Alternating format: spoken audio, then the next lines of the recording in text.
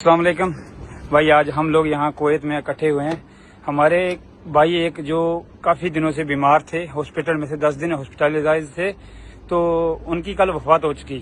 और हम लोगों ने यहाँ सब ने डोनेशन करके, हमारे जितने भी भाई जो काम वाम करने वाले सब ने डोनेशन करके कुछ चंदा इकट्ठा किया और उनको घर भेजने की स्कीम की।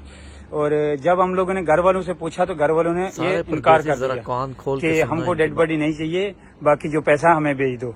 तो आज हम ये वीडियो इसलिए बना रहे हैं क्योंकि भाई हम लोग भी परदेसी हैं, कल ये हमारे साथ भी हो सकता है। जब शबीर जिंदा था, उसका पैसा घर जा रहा था तो कोई कुछ सबको अच्छा लग रहा था, आज उसकी डेड बॉडी भी किसी को नहीं चाहिए।